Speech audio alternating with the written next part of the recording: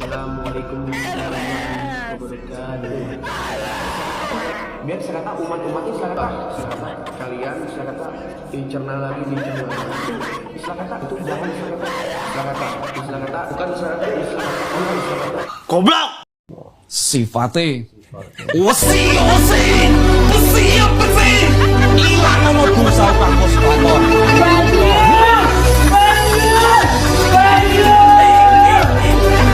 Oh tenan, oh tenan, oh tenan, oh tenan, oh tenan.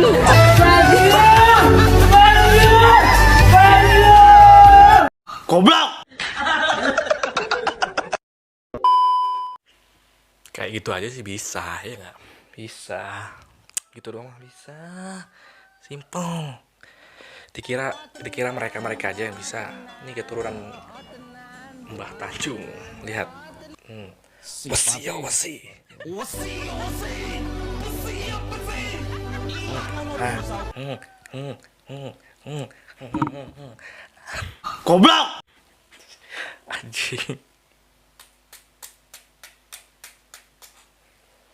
Goblok! Oke, kembali lagi di Verbal Studio. Oke, untuk konten kali ini kita akan bahas konten yang sedang viral ya, antara Pesulap Merah dan Gus Samsudin. Mungkin udah agak lama ya betulnya viralnya. Namun kita tidak akan membahas kasusnya. Oke, di kali ini kita akan membahas tentang perdukunan tapi bukan di Indonesia. Ternyata istilah perdukunan itu tidak hanya ada di negara kita.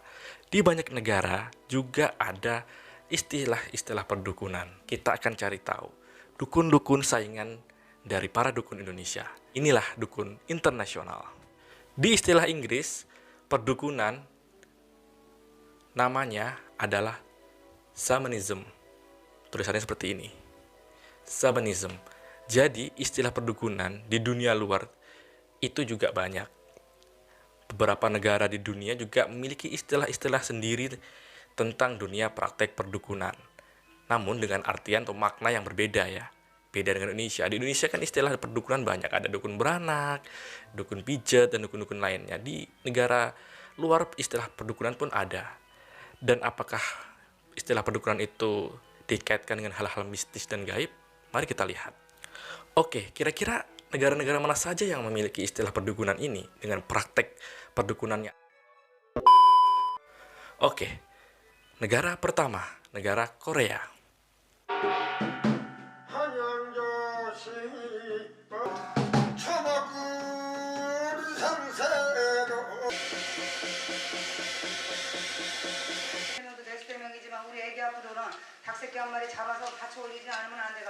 Di Korea, sebutan untuk shamanisme ataupun orang yang mempraktekkan ilmu perdukunan adalah mudang atau bahasanya mudang, ya kan? Mudang adalah orang-orang yang melayani dewa-dewa yang bertugas untuk meramal nasib-nasib buruk maupun nasib jelek dari orang-orang yang minta ramal. Dan mudang sendiri adalah orang yang melakukan upacara persembahan yang disebut dengan persembahan ataupun upacara gut. Mudang bertugas sebagai mediator antara dewa dan manusia. Mudang juga bertugas untuk memecahkan ataupun mencarikan solusi tentang pandangan hidup, tentang apa yang akan dilakukan oleh seseorang ke dewa. Jadi dewa akan merasuki si wanita mudang ini dan dewa akan memberikan tentang petuah-petuahnya ataupun pandangan-pandangan hidupnya yang diminta oleh seseorang. Kalau dalam bahasa Indonesianya seperti mediator lah atau mediumisasi. Jadi ketika si mudang ini melakukan upacara, mudang ini akan dirasuki oleh dewa-dewa. Dan dewa-dewa ini bisa diajak ngobrol, ditanya-tanyakan sesuatu. Mudang ini juga akan meramalkan nasib-nasib orang yang akan bertanya. Kalau di istilahnya Indonesia ini mungkin bisa meramal ya. Jadi ketika ketika jin itu merasuki si mediator ini kan kesurupan dan bisa ditanya-tanya. Kayak di acara di Trans 7 gitulah, kayak di dunia lain kan ketika orang dimasuki roh jin dan bisa ditanya-tanyakan aing mau.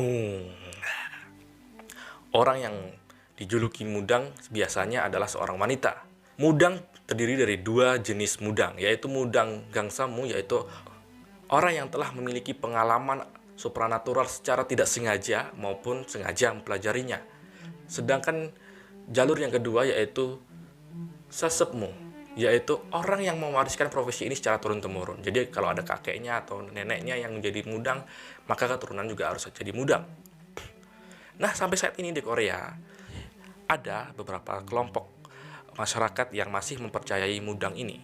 Mungkin Gus Samsudin dan para dukun-dukun Indonesia ingin hijrah ke Korea agar bisa melebarkan sayap usahanya dan bisa disebut dengan OPA negara kedua, negara Jepang.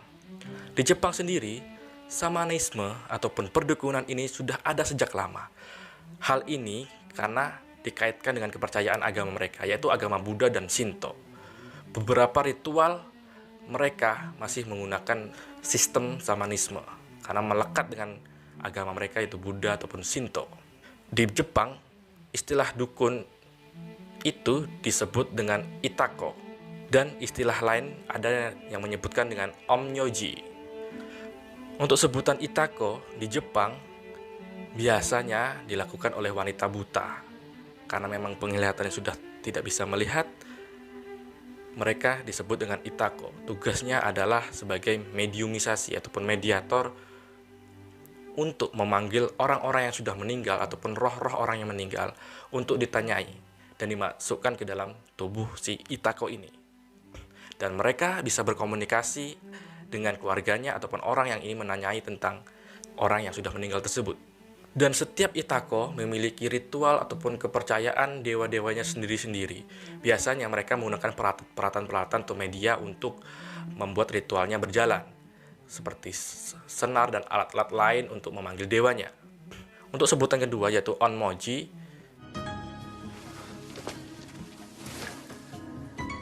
Rimpyo Tosha Kaijin Retsu Zaizen Kyukyu Nyoritsuryo.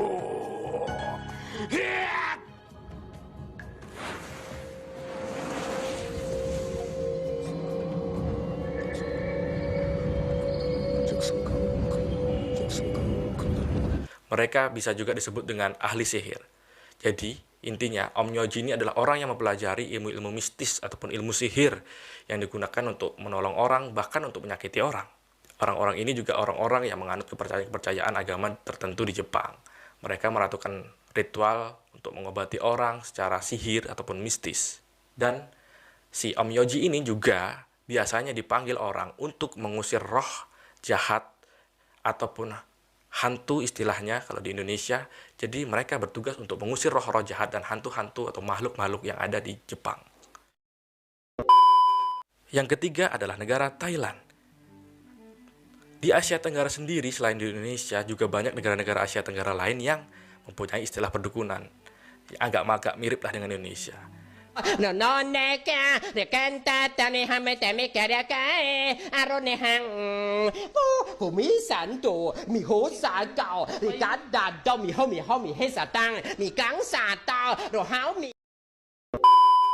Salah satunya adalah tetangga kita yaitu Thailand. Di Thailand sendiri juga banyak istilah-istilah shamanisme ataupun perdukunan. Terlihat dari beberapa film-film horor mereka, di sana ada beberapa tokoh yang nampaknya seperti dukun atau shamanisme yang melakukan ritual-ritual perdukunan. Untuk istilah perdukunan di Thailand ini banyak sebutannya, namun yang terkenal adalah Pram, begini tulisannya.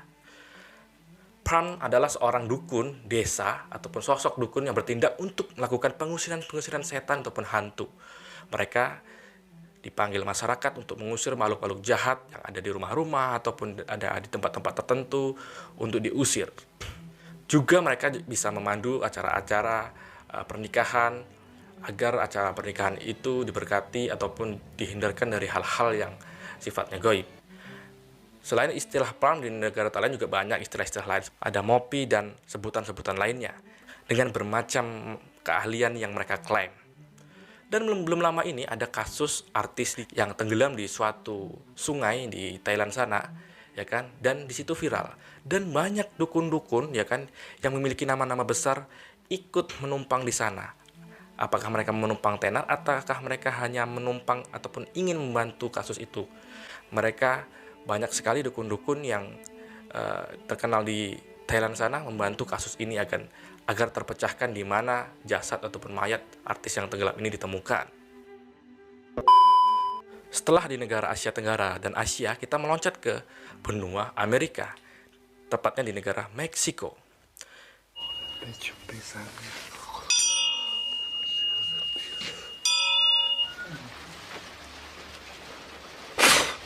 Pero a las 3, pero antes de eso, yo hago bendición, antes que como.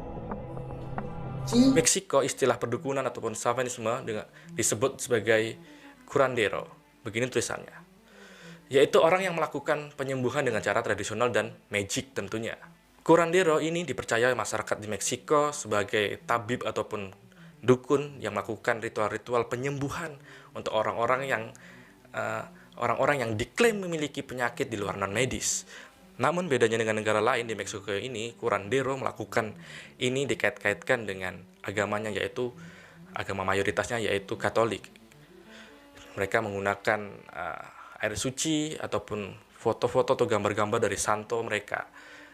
Mereka dipercaya bisa memasuki dimensi lain dan berkomunikasi dengan makhluk-makhluk dan orang-orang yang sakit untuk menemukan solusi atas obat dari penyakit yang diderita oleh si pasien. Setelah benua Amerika, kita masuk benua Eropa, tepatnya di negara Italia. Di negara Italia ini juga ada istilah satanisme ataupun perdukunan.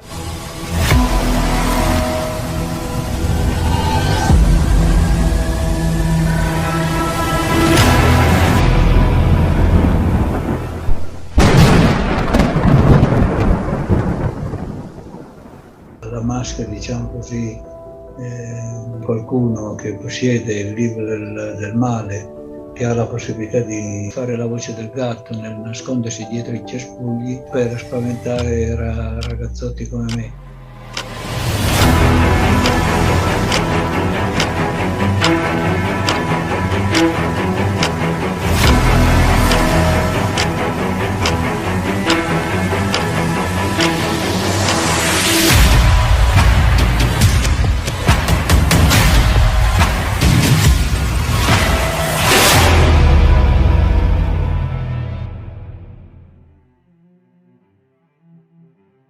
Di Italia sendiri, bahkan mereka memiliki desa khusus yang diisi oleh orang-orang yang memiliki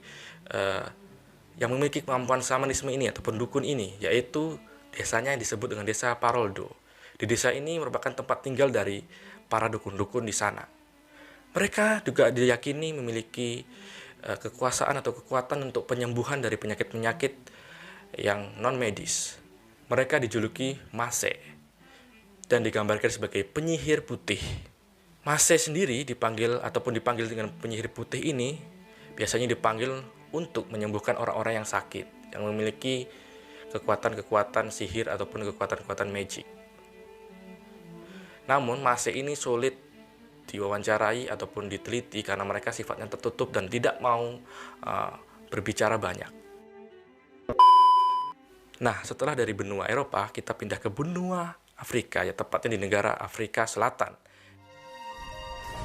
Do you want to come with us on a journey to South Africa to explore the ancient wisdom of the Sangomas, the wise men and elders of South Africa? Di negara ini masih kental sekali praktek-praktek shamanisme ataupun perdukunan. Masyarakat di Afrika Selatan telah mengenal shamanisme atau perdukunan sejak lama. Masyarakat di pedesaan mereka mengenal sosok dukun dengan istilah sangoma ataupun inyanga. Istilah ini dipakai untuk menyebutkan dukun ataupun tabib yang diklaim memiliki kekuatan-kekuatan magic. Mereka dipercaya memiliki kekuatan, kekuasaan atau kemampuan untuk berkomunikasi dengan leluhur-leluhur mereka terdahulu.